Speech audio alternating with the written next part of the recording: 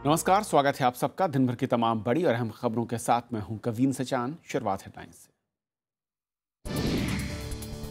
संविधान पर चर्चा में प्रधानमंत्री का जवाब, कहा सहयोग से आगे बढ़ेगा देश। राज्यसभा की भूमिका को बताया अहम।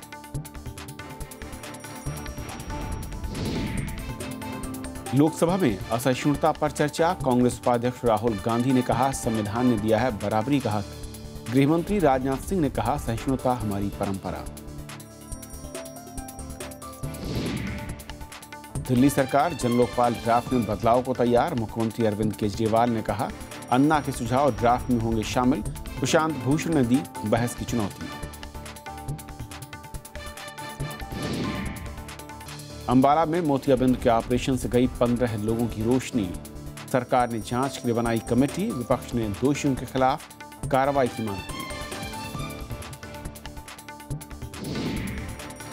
तुर्की के राष्ट्रपति की पुतिन को चुनौती, रूस ने तुर्की पर लगाया आईएस से तेल खरीदने का आरोप। राष्ट्रपति ओबामा का आईएस के खिलाफ एकजुटता पर जोर।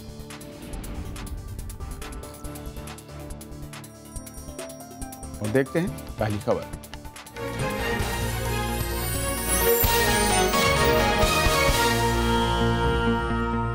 प्रधानमंत्री नरेंद्र मोदी ने आज राज्यसभा में संविधान पर चर्चा का जवाब दिया। उन्होंने कहा कि ये देश हर किसी के सकारात्मक योगदान का परिणाम है और सभी के योगदान को जोड़कर ही देश को विकसित करना मुमकिन है। प्रधानमंत्री ने कहा कि संविधान के बारे में आने वाली पीढ़ी जाने, इसके लिए हमें लोगों को जागरूक करना होगा। राज्यसभा में संविधान पर चर्चा का जवाब देते हुए प्रधानमंत्री नरेंद्र मोदी ने कहा कि हर मुश्किल का जवाब संविधान में मौजूद है। नरेंद्र मोदी ने पक्ष और विपक्ष से ऊपर उठकर देश के लिए काम करने की बात कही। उन्होंने कहा कि देश बनाने में सबका योगदान है। 125वीं जयंती संविधान की चर्चा हो तो बाबा साहब आम्बेडकर की हो, लेकिन साथ साथ संविधान सभा के उन सभी महापुरुषों के प्रति हम नमन करते हैं, आदर करते हैं। बाबा साहब आम्बेडकर समेत सभी को नमन करते हैं, सभी को आदर करते हैं। प्रधानमंत्री ने कहा कि समाज समता, ममता, समभाव और ममभाव से ही चलेगा। उन्होंने भ्रष्टाचार, भाई भतीजावाद और मुनाफाखोरी को खत्म करने की बात कही। मूल्यों का सिर्फ बंधारण की सीमाओं में नहीं, समाज जागरूक भी कि उतना ही अनिवार्य है। न हिंदू पति तो भवेत, इस संकल्प को लेकर के आगे बढ़ने की आवश्यकता है। और ये बात इस सदन से उठनी चाहिए, ये बात सदन से पहुंचनी चाहिए। आज भी समाज में किसी के साथ इस प्रकार का अत्याचार, अनाचार होता है तो ये हमारे लिए कलंक है। एक समाज के नाते कलंक है, एक देश के नाते कलंक है। उन्होंने संविधान सभा में देश के प्रथम प्रधानमंत्री पंडित जवाहरलाल नेहरू के बयान का हवाला देते हुए सफल लोकतांत्रिक प्रक्रिया के लिए दोनों सदनों में आपसी सहयोग पर जोर दिया। पंडित नेहरू ने अपने विचार रखते हुए एक बड़ी महत्वपूर्ण बात कही थी। उन्होंने कहा था, हमारे संविधान का सफल क्रियान्वयन किसी भी लोकतांत्रिक संरचना की भांति दोनों सदनों के बीच आपसी सहयोग पर निर्भर करता है। और इसलिए हमारे लिए आवश्यक बन जाता है कि हम किस प्रकार से मिलजुल करके इस बात को आगे चलाएं। और जैसा मैंने पहले ही शास्त्र में कहा था कि वो कोई सभा नहीं है जिसमें अनुभवी लोग शामिल न हो, और वह वरिष्ठ नहीं है जो धर्म की बात न करता हो, और वह धर्म नहीं है जिसमें सत्य न कहा जाए, और वह सत्य नहीं होता है जिसमें कोई छल कपट और धोखाधड़ी हो। राज्यों के बीच आपसी तालमेल पर जोर देते हुए प्रधानमंत्री ने कहा कि हमें ऐसा संविधान मिला है जो हमें निरंतर ताकत देता रहता है। संसद के शीतकालीन सत्र के पहले 2 दिनों को बाबा साहेब भीमराव अंबेडकर को समर्पित किया गया था। विशाल दहिया, राज्यसभा टीवी। और इस पूरे बहस पर और बातचीत करेंगे हमारे साथ वरिष्ठ पत्रकार रामकृपाल सिंह जी हैं। रामकृपाल जी, स्वागत है आपका। सबसे पहले तो मैं शुरुआत करना चाहूँगा, क्योंकि लंबी बहस हुई संविधान को लेकर, तमाम पार्टियों ने अपनी अपनी राय और मैं कहूँ कि अपने जो अनुभव थे वो साझा किए। लेकिन प्रधानमंत्री ने जहाँ से शुरुआत की, जवाब किया, फिर मैं कहूँ कि इस चर्चा को जहाँ पर ख़त्म किया गया, किस तरीके से आप देखते हैं और जो उन्होंने बातें शामिल की उस पर आपका नज़रिया क्या है?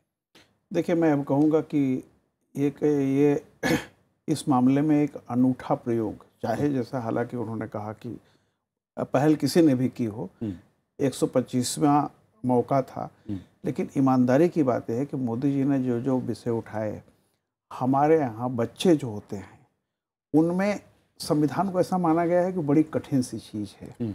जब बच्चों को आप इतिहास पढ़ा देते हो 8वीं दर्जे तक, भूगोल पढ़ा सकते हो, तो अगर संविधान के कुछ एक मूल, मतलब उसका एक छोटा सा समराइज्ड वर्जन या कैसे बना, क्या हुआ, तो उससे क्या रहेगा कि अमेरिका में है ऐसा, तो एक जो प्रयास है उनका, हालांकि अभी किस तरह होगा उन्होंने कहा नहीं है, लेकिन कहीं ना कहीं से तो एक बहुत अच्छी बात है कि क्योंकि जो संविधान हमारा सब कुछ है, गवर्न करता है, कैसे है, आने वाली नस्लें, आने वाली पीढ़ियां उसको जाने, कम से कम उसके कुछ चीज़ों को, बेसिक जैसे फंडामेंटल राइट्स है,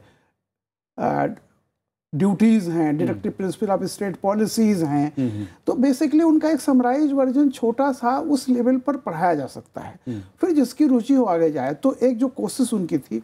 दूसरी बात उन्होंने कही बहुत अच्छी जो मुझे लगी कि हम गणराज्य है। कई बार देखिए हम लोग बैठे बैठे अपने उसमें होते हैं, लेकिन एक प्रयास कि जैसे छोटे छोटे बच्चों का, एक बच्चा साउथ से नॉर्थ आए, नॉर्थ से बच्चों का एक दल साउथ जाए, वहाँ रहे, वहाँ के लोगों के बीच से मिले जुले। अभी क्या होता है कि जब आप कहीं आईटी सेक्टर में कुछ बन गए तब आप वो जाते हैं आईटी सेक्टर में जाते हैं, उससे होता है। ये बहुत अच्छा है। और इस बहाने अम्बेडकर को याद किया गया और एक बहुत अच्छी बात उन्होंने कही। और एक जो मुझे सबसे अच्छा उनका आज लगा, उन्होंने कहा कि देखिए पक्ष भी होता है, विपक्ष भी होता है। एक शब्द है निष्पक्ष। कभी कभी हमें और अहम मौकों पर हमें पक्ष और विपक्ष से उठ करके निष्पक्ष होकर के, यानी कुल मिलाकर के उनका था कि यू और आई नहीं, वी, हम। तो एक अच्छी चीज रही। और मैं कहूँगा कि चलिए जिस भी इशू पर शुरू हुआ हो, अम्बेडकर के नाम पे, या लोकसभा में जैसे रहा कि आज वो असहिष्णुता को लेकर, असहिष्णुता, लेकिन इन मुद्दों पर कम से कम एक हुआ कि स्वस्थ चर्चा जो पिछले दिनों देखने को नहीं मिली थी, वो शुरुआत हुई और बहुत अच्छे ढंग से चली है। देखिए मत विमत होंगे, अपने अपने बात होंगे, मतभेद होंगे, जहाँ पर होगी सबकी राय अलग अलग हो सकती है, लेकिन जिस तरह से नरेंद्र मोदी जी ने आज सबको समेकित करते हुए, कोई भी उन्होंने ऐसी बात नहीं कही जिसको लेकर के विवाद हो या किसी को कोई एतराज रहा। तो एक सबसे बड़ी बात होती है कि जो मुखिया होता है वो कितना समावेशी बात कर रहा है, और एक उदारता और एक विनम्रता मुखिया की ये पहचान होती है। और क्या ऐसा लगता है कि रामगोपाल जी, पिछले सत्र में हमने जो देखा, और कम से कम चाहे वो बाबा साहब अम्बेडकर पर बहस हुई हो, यानी संविधान को लेकर, या फिर सहिष्णुता, वो तमाम जो पिछले कड़वाहट दिखी थी, उसके बाद एक नया अध्याय, एक नई तस्वीर हमने देखा है पिछले कुछ दिनों में, उसकी तरफ आप बढ़ेंगे।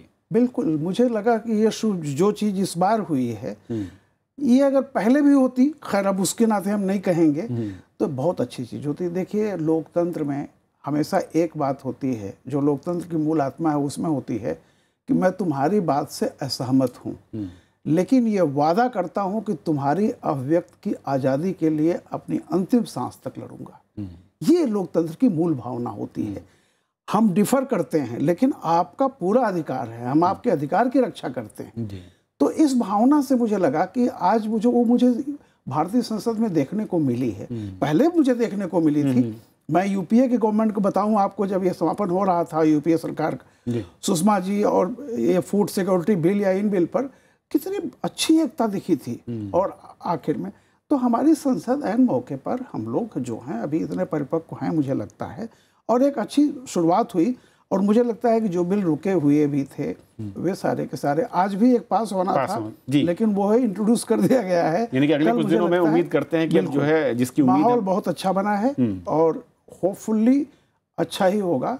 जो देश के आर्थिक मुद्दे हैं उन पर भी आप, चलिए एक अच्छी बात है कि संविधान पर चर्चा के दौरान संविधान में तमाम बातें कही गई, उस पर आगे बढ़ते हुए जनहित के कानून बनाने का काम एक बार फिर से शुरू होगा। बहुत बहुत शुक्रिया इस पूरे मसले पर बातचीत करने के लिए आपका। ये थी हमारी पहली खबर। छोटा सा ब्रेक के उस पार दिन भर की दूसरी बड़ी खबर।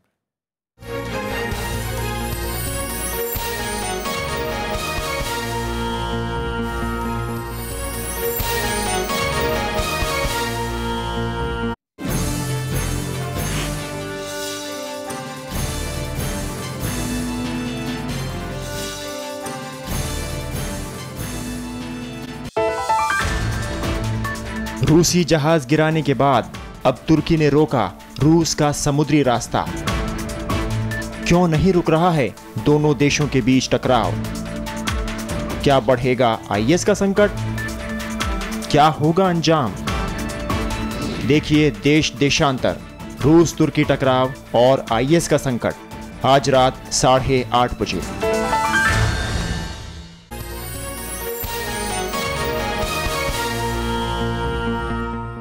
राज्यसभा में आज तीसरे दिन भी संविधान पर चर्चा जारी रही और संविधान पर चर्चा के दौरान सभी विरोधी पार्टियां लामबंद की। जेडीयू ने जीएसटी पर सरकार को सहयोग की बात कही तो टीएमसी ने महिला रिजर्वेशन का मुद्दा उठाया।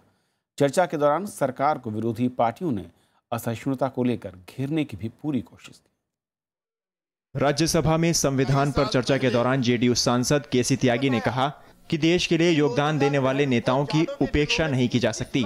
उन्होंने चर्चा के दौरान दादरी घटना का भी जिक्र करते हुए कहा कि इससे समाज में तनाव पैदा होता है। वहीं टीएमसी सांसद डेरेक ओब्रायन ने 19 सालों से संसद में लंबित महिलाओं के आरक्षण का मुद्दा उठाया। उन्होंने सदन के अधिकारों को लेकर भी सरकार को घेरने की कोशिश की। One gets very disturbed and saddened that a lawyer and an eloquent speaker like the leader of the house outside the house make statements demeaning this Rajya Sabha. To quote, and I quote the leader of the house, it's a serious question in a parliamentary democracy wherein bill after bill, the wisdom of a directly elected house is questioned by the indirectly elected house. In a bicameral system, the relationship between two houses is a constitutional issue, not a cowboy issue. देश के अंदर जितनी भी विधानसभाएं हैं, एक भी मुसलमान किसी भी विधानसभा का स्पीकर नहीं है, including Jammu and Kashmir.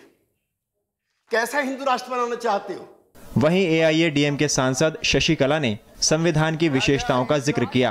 RPI सांसद रामदास अठावले ने समाज में फैली कुरीतियों को चिंता का विषय बताया। कांग्रेस सांसद येसुदास सीलम ने पदोन्नति में आरक्षण से जुड़ा बिल पारित कराने पर जोर दिया। डीएमके सांसद तिरुचि शिवा ने भी संविधान की विशेषताओं का जिक्र किया। सीपीआई सांसद डी राजा ने कहा कि एक आदर्श राष्ट्र वही है जहां भय मुक्त समाज हो।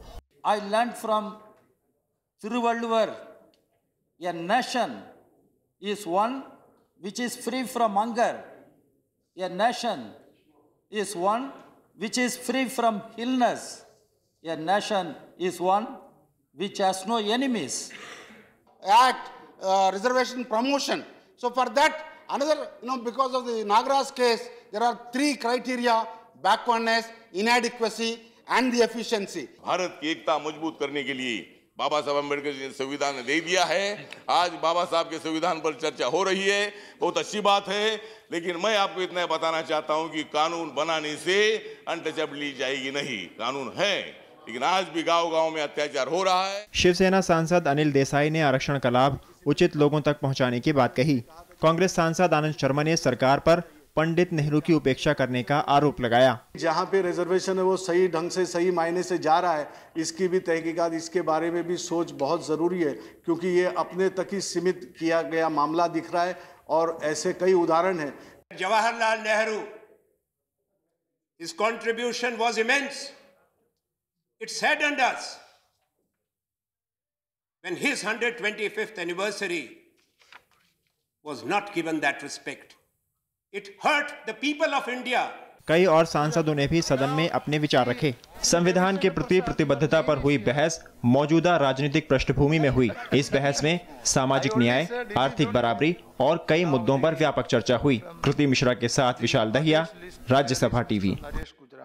Doctor B R. अम्बेडकर की 125वीं जयंती समारोह के मौके पर 3 दिन तक चली चर्चा के बाद राज्यसभा ने संविधान के प्रति प्रतिबद्धता को दोहराते हुए सर्वसम्मत से प्रस्ताव पारित किया। Having recalled with appreciation the invaluable services rendered by Dr. B.R.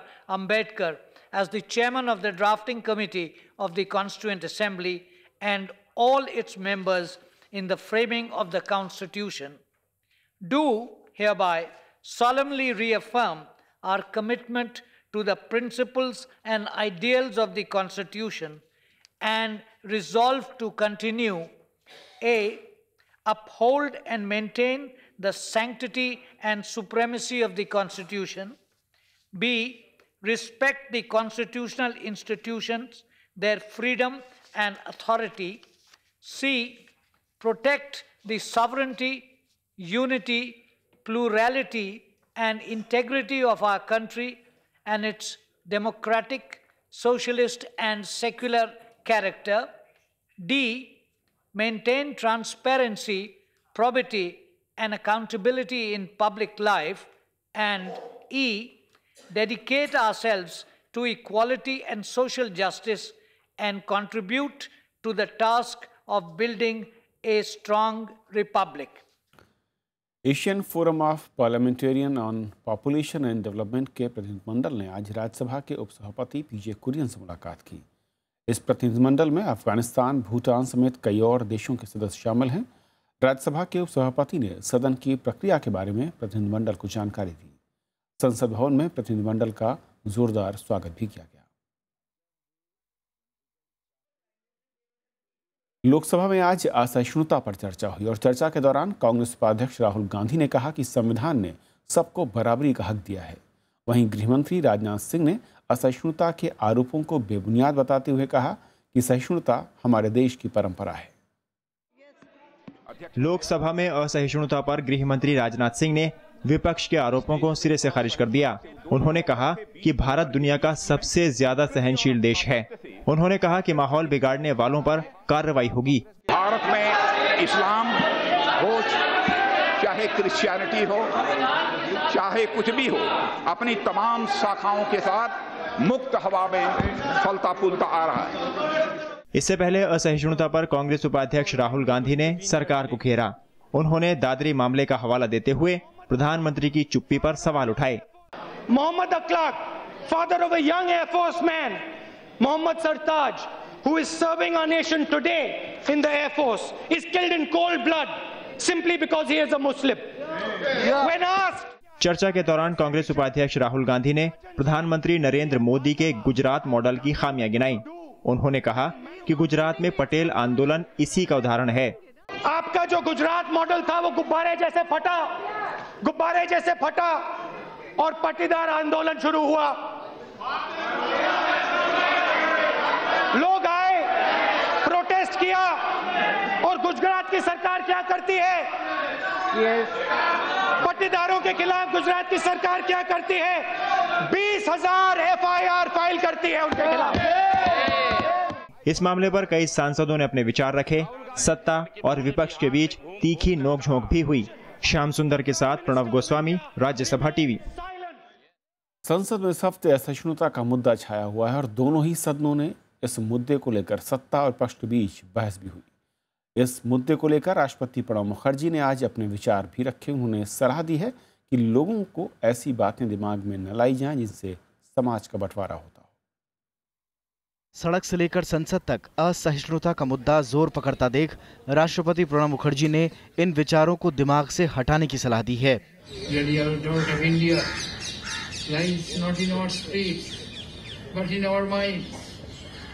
And is our unwillingness to let go of views that divide society into them and us, pure and impure. राष्ट्रपति ने ये बात अहमदाबाद के साबरमती आश्रम में आयोजित समारोह में कही, जहां उन्होंने समावेशी राष्ट्र के बारे में महात्मा गांधी की सोच का जिक्र भी किया। उधर सीपीएम ने राष्ट्रपति के इस बयान का समर्थन किया है। पिछले सत्र में मैं जब ये घर वापसी की जब तर्क हो रही थी तो मैं बोला था झाड़ू रास्ते में नहीं लगा के अपने दिमाग में लगाओ, क्योंकि दिमाग में अगर गलत सोच होता है तो वो गंदगी चारों तरफ फैलता है। वहीं बीजेपी सांसद जगदम्बिका पाल ने भी राष्ट्रपति के बयान को सही ठहराया है। देश के राष्ट्रपति ने एक अपना विचार व्यक्त किया है और निश्चित तौर से महामहिम राष्ट्रपति का जो विचार है वो एक देश के लिए अनुकरणीय है और मुझे लगता है कि लोगों को उसका अनुकरण करना चाहिए। इससे पहले भी राष्ट्रपति प्रणब मुखर्जी असहिष्णुता पर अपनी राय दे चुके हैं। Bureau report, Rajya Sabha TV. Delhi सरकार जनलोकपाल ड्राफ्ट में बदलाव करने को तैयार हो गई है। समाजसेवी अन्ना हजारे ने जनलोकपाल को लेकर कुछ सुझाव दिए, जिसे मुख्यमंत्री अरविंद केजरीवाल ने मान लिया है। उधर आम आदमी पार्टी के पूर्व नेता प्रशांत भूषण ने रेडियो पर ऐड देकर अरविंद केजरीवाल को बहस की खुली चुनौती दी है। दिल्ली सरकार ने जन लोकपाल ड्राफ्ट में फेरबदल का मन बना लिया है। मुख्यमंत्री अरविंद केजरीवाल ने ट्वीट कर कहा कि वो समाज सेवी अन्ना हजारे के सुझावों को जन लोकपाल ड्राफ्ट में जरूर शामिल करेंगे। इससे पहले पार्टी के नेताओं ने रालेगंज सिद्धि जाकर अन्ना से मुलाकात की। सरकार ने प्रशांत भूषण की बहस की चुनौती को स्वीकार कर लिया है। सरकार की तरफ से पार्टी के नेता आशीष खेतान को यह जिम्मेदारी दी गई है। किसान जी को कोई बहुत ही जरूरी, अगर विवाद के अलावा कोई बहुत ही गंभीर कंसर्न है तो उसको सदन को या मुख्यमंत्री को, सरकार को पहुंचाना चाहिए। उस पर सदन विचार करेगा, अगर जरूरत लगती है उसकी तो उस पर फैसला करेगा। उधर प्रशांत भूषण ने कहा है कि वो मुख्यमंत्री अरविंद केजरीवाल से इस मामले पर बहस करना चाहते हैं। हमने और अरविंद ने मिलकर जन लोकपाल बिल ड्राफ्ट किया था। संतोष हेगड़े, शांति भूषण जी, अन्ना, अरविंद और मैं। तो खुद आकर क्यों नहीं डिबेट करते? अगर वो ये कह रहे हैं कि बहुत मजबूत है तो फिर डिबेट से क्यों डर रहे हैं? दिल्ली विधानसभा में कल उप मुख्यमंत्री मनीष सिसोदिया ने जन लोकपाल ड्राफ्ट पेश किया था, जिसे इस सत्र में पास करके सरकार केंद्र को भेजेगी। 2011 के जन लोकपाल आंदोलन से जुड़े लोग अब 2 गुटों में बंट चुके हैं। जहां एक गुट लगातार अपना विरोध दर्ज करवा रहा है तो वहीं दूसरी तरफ पार्टी नेताओं ने अन्ना हजारे से मुलाकात कर अपना ट्रम्प कार्ड खेला है। कैमरा पर्सन चेतन के साथ अनु दीवान, राज्यसभा टीवी, दिल्ली। तमिलनाडु में बारिश का सिलसिला थम नहीं रहा और चेन्नई समेत राज्य के कई इलाकों में आज जोरदार बारिश हुई, जिसके चलते रिहायशी इलाकों में पानी भर गया। भारी बारिश की वजह से चेन्नई में आज भी स्कूल कॉलेज बंद रहे। मौसम विभाग ने अगले कुछ दिनों तक भारी बारिश की आशंका जाहिर की है। झमाझम बारिश, पानी से लबालब सड़कें और रेंगती गाड़ियां, ये बताने के लिए काफ़ी है कि बारिश ने तमिलनाडु की रफ्तार को किस कदर ठप कर दिया है। तमिलनाडु में करीब 15 दिन से हो रही बारिश ने लोगों का बाहर निकलना मुश्किल कर दिया है। आलम यह है कि बारिश की वजह से सड़कें टूटकर बड़े बड़े गड्ढों में तब्दील हो गई हैं।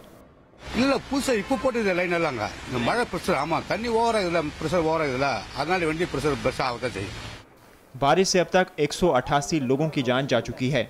चेन्नई, कांचीपुरम, तिरुवल्लुर, विल्लुपुरम, पुडुचेरी में स्कूल कॉलेज बंद कर दिए गए हैं। मौसम विभाग ने आने वाले दिनों में उत्तरी तमिलनाडु और पुडुचेरी में भारी बारिश की आशंका जताई है।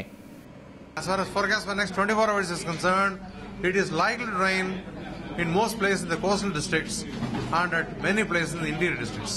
बारिश से पैदा हुए हालात का जायजा लेने के लिए केंद्र सरकार की एक टीम पहले ही तमिलनाडु का दौरा कर चुकी है, जो जल्द ही अपनी रिपोर्ट सरकार को सौंपेगी। इसके अलावा मुख्यमंत्री जयललिता ने भी मौजूदा हालात से निपटने के लिए हर मुमकिन मदद का भरोसा दिलाया है। Bureau report, Rajya Sabha TV. Haryana के अंबाला में आग के ऑपरेशन के बाद 15 लोगों की एक आंख की रोशनी चली गई। मामला सामने आने के बाद सभी मरीजों को चंडीगढ़ पीजीआई में एडमिट किया गया है, अब जहां पर उनका इलाज चल रहा है। चंडीगढ़ के पीजीआई अस्पताल में भर्ती इन लोगों ने कभी नहीं सोचा था कि उनकी आंख की रोशनी चली जाएगी। मोतियाबिंद से परेशान इन लोगों ने अंबाला के महेश नगर चैरिटेबल ऑर्गेनाइजेशन में 24 नवंबर को ऑपरेशन कराया था। इस कैंप में कई लोगों ने ऑपरेशन कराए थे, लेकिन 15 लोगों की एक आंख की रोशनी चली गई। सर्व कल्याण आई हॉस्पिटल में मम्मी का और 15 ऑपरेशन करवाया था मम्मी का, और उस दिन 15 और लोगों का ऑपरेशन हुआ था। तो जैसे ही ऑपरेशन के नेक्स्ट डे पट्टी खोली तो किसी को भी कुछ नहीं दिखाई दिया। उधर विपक्ष इस मामले में कार्रवाई की मांग कर रहा है। सही जांच करनी चाहिए और इसमें दोषी है उनको दंडित करना चाहिए। मामला सामने आने के बाद सरकार ने जांच के लिए 3 सदस्यीय समिति बना दी है। 3 लोगों की कमेटी कंस्टिट्यूट कर दी है, जो अंबाला जाके उस हॉस्पिटल की पूरी जांच करेगी और अगर जरूरी हुआ तो उनके खिलाफ कानूनी कार्रवाई करने के लिए एफआईआर दर्ज की जाएगी। कुछ महीने पहले पानीपत में मोतियाबिंद के ऑपरेशन में 13 लोगों की आंख की रोशनी चली गई थी। Bureau report, Rajya Sabha TV. रूस के लड़ाकू विमान को गिराए जाने के बाद रूस और तुर्की में अब तनाव बढ़ चुका है। तुर्की के राष्ट्रपति ऋषभ तैयब ने रूसी राष्ट्रपति व्लादिमीर पुतिन को आरोप साबित करने की चुनौती दी है।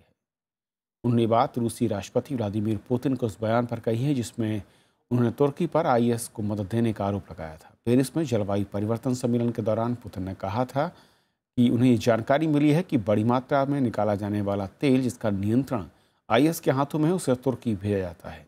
उधर अमेरिका के राष्ट्रपति बराक ओबामा ने आईएस के विरोध में एकजुटता की अपील की है।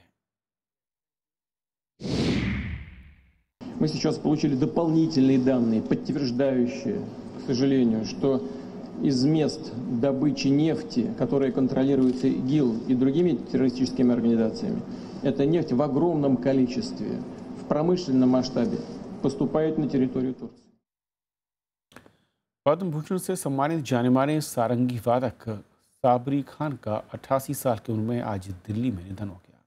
उनके बेटे कमाल ने बताया है कि पिछले कुछ दिनों से बीमार थे और सोमवार की रात उन्हें अंतिम सांस ली। सांस में तकलीफ होने के चलते उन्हें साकेत हॉस्पिटल में एडमिट किया गया था, लेकिन उन्हें बचाया नहीं जा सका। साबरी खान का अंतिम संस्कार गुरुवार को किया जाएगा। शास्त्रीय संगीत में अहम योगदान के लिए उस्ताद साबरी खान को कई पुरस्कार और सम्मानों से नवाजा गया था। तो खबरों के आज के सफर में बस इतना ही। नमस्कार।